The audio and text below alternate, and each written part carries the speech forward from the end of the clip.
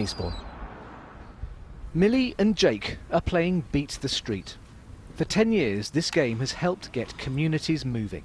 When you go to your first street box, it just registers your fob or your card, and then you have an hour to get to your second beat box. When you get to it, it gets 10 points for yourself and 10 points for your school.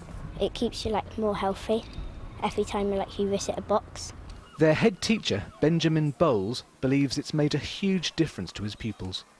We believe that when the children and the families are physically active, it's going to support their mental health. The two are intrinsically linked, and we do an awful lot of work around the ways of well-being at school. It was the idea of GP William Bird, a familiar face to BBC Breakfast viewers. We've managed to get 1.3 million people engaged, and we get all walks of life. People who've never done any activity at all will start to do Beat the Street.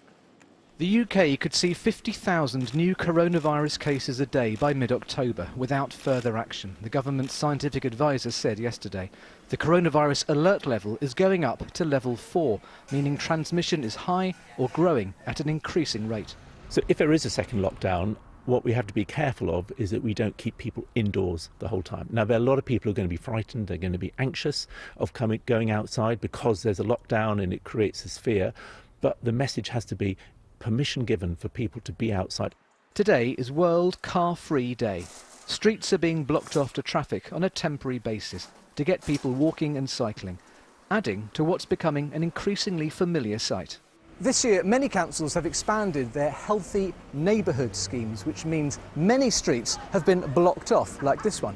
Now, the hope is that it encourages people to leave their car at home, but it can make other roads more congested. Traffic does get rerouted elsewhere, but I think the plan is, in a town centre, 25% of all pollution is generated from cars and from vehicles. So what we're looking to do is to encourage people to leave their cars at home. Meanwhile, Beat the Streets has this year seen 10,000 people sign up in Eastbourne alone.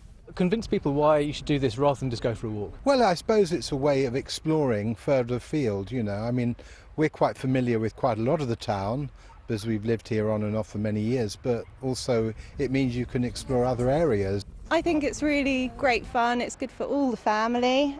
Yeah. What do you think, Oscar? He loves it. He loves it. At a time of enormous change, fresh air has never felt so important.